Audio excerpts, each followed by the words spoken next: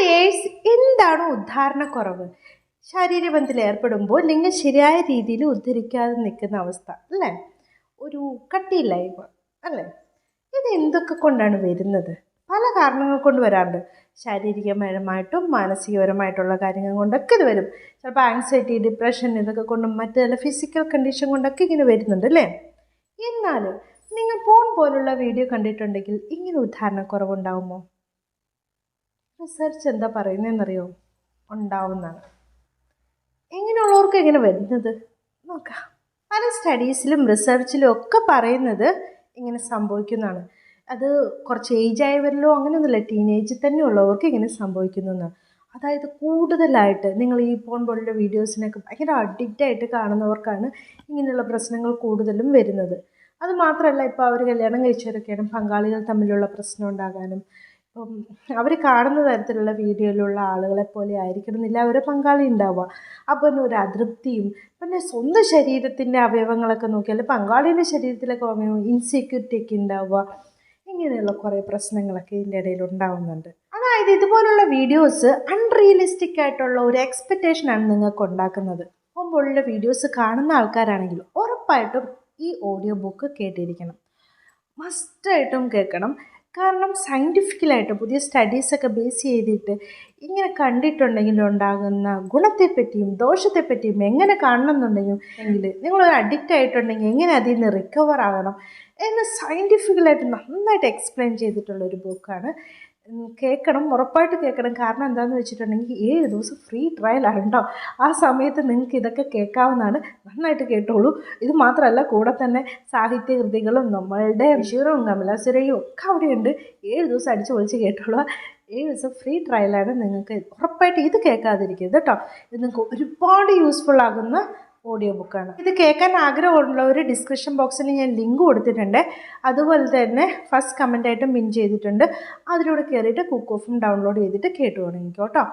മസ്റ്റായിട്ട് കേൾക്കണം. കാരണം ഓരോന്ന് കീറി മുറിച്ച് അതിൽ എക്സ്പ്ലെയിൻ ചെയ്യുന്നുണ്ട് സയൻറ്റിഫിക്കലായിട്ടുള്ള ഓരോ സ്റ്റഡീസിനെ പറ്റിയിട്ടും ഉദാഹരണക്കുറവ് സംഭവിക്കുന്നതിനെ പറ്റിയിട്ടും ഒക്കെ.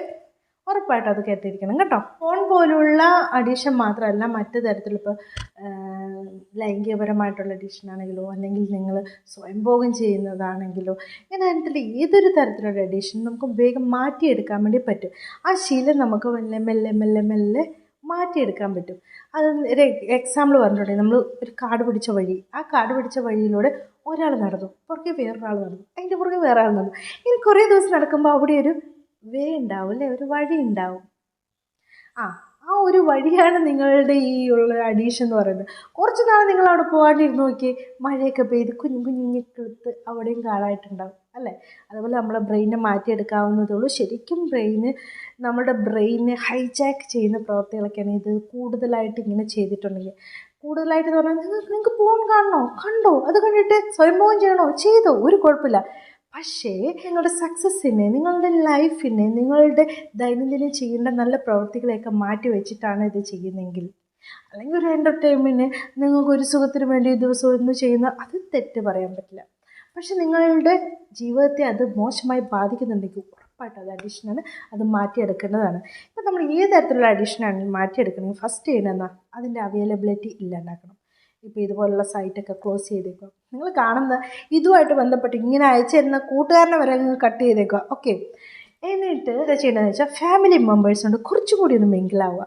അവരോട് കൂടുതൽ സ്നേഹം പഠിപ്പിക്കുക, കൂടുതലായിട്ട് അടുക്കുക. അമ്മ, അച്ഛ, ബ്രദേഴ്സ് ഇവരോട് കുറച്ചുകൂടി മിങ്കിളായിട്ട് ഒന്നിച്ചിരുന്ന് TV കാണുന്നുണ്ടെങ്കിൽ കൂടെ ഇരുന്ന് കണ്ടോളുക.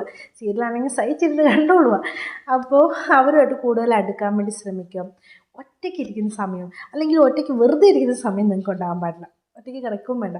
വേണമെങ്കിൽ 2 ദിവസം ബ്രദേഴ്സിൻ്റെ കൂടെ, അങ്ങനെ ഇത് മാറുന്നവരെയൊക്കെ അവരുടെ കൂടെയൊക്കെ അല്ലെങ്കിൽ അമ്മേൻ്റെ കൂടെയൊക്കെ പോയി കിടന്നോളൂ. അത് മാത്രമല്ല, ഇപ്പോൾ നിങ്ങൾക്ക് ഫ്രീ ടൈം കിട്ടുമ്പോൾ ആണല്ലോ ഇങ്ങനെയൊക്കെ ചെയ്യണം, അല്ലെങ്കിൽ ഫ്രീ ടൈം ഉണ്ടാക്കി ചെയ്യുന്നവരുണ്ടാവും.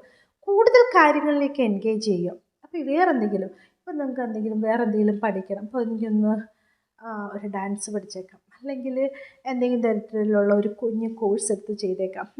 അങ്ങനെ അത് ഏതെങ്കിലും ഒന്ന് നിങ്ങൾ ചൂസ് ചെയ്തിട്ടുണ്ടെങ്കിൽ അതിൽ എൻഗേജ്ഡ് ആകുമ്പോൾ എന്താവും, പതിയെ ഇത് നിങ്ങൾ മാറി മാറി വരും. നമ്മൾ ബിസി ആകുമ്പോൾ നമുക്ക് ഇങ്ങനെയുള്ള കാര്യങ്ങളൊന്നും ചെയ്യാൻ വേണ്ടി തോന്നത്തില്ല.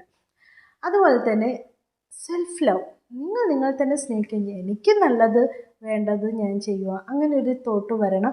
നിങ്ങൾക്ക് മെഡിറ്റേഷൻ ചെയ്യാം, യോഗ പ്രാക്ടീസ് ചെയ്യാം. ഇതുപോലെയുള്ള എന്തെങ്കിലുമൊക്കെ എൻഗേജ് ചെയ്തിട്ടുണ്ടെങ്കിൽ നിങ്ങളുടെ ബ്രെയിനിനെ നിങ്ങൾക്ക് കൺട്രോൾ ചെയ്യാനുള്ളൊരു കപ്പാസിറ്റിയൊക്കെ കിട്ടും. അപ്പം ഇങ്ങനെയൊക്കെ ചെയ്തിട്ടുണ്ടെങ്കിൽ നിങ്ങൾക്ക് ഇതിൽ നിന്ന് മെല്ലെ ഊരിപ്പോരാവുന്നതേ ഉള്ളൂ. പതിയെ പതിയെ മതി. പെട്ടെന്ന് ഒരു സമയം കട്ട് ചെയ്തൊന്നും വേണ്ട. ഒരു ദിവസം 4 5 തവണ കാണുന്നെങ്കിൽ നിങ്ങൾ എന്ത് ചെയ്യണം? അതൊരു 3 തവണയാക്കണം, പിന്നെ ഒരു 2 തവണയാക്കണം, പിന്നെ 1 തവണയാക്കണം, പിന്നെ അങ്ങനെ കുറച്ചുകൊണ്ട് വരിക. നിർത്താനോ ഒരിക്കലും കാണരുതെന്നൊന്നും ഞാൻ പറയത്തില്ല. പക്ഷേ എല്ലാം വേണ്ട പോലെ നിങ്ങൾ യൂസ് ചെയ്തിട്ടുണ്ടെങ്കിൽ നിങ്ങൾക്ക് നല്ലതേ വരത്തുള്ളൂ. Okay, thanks for watching my video. See you next time with a new topic. By.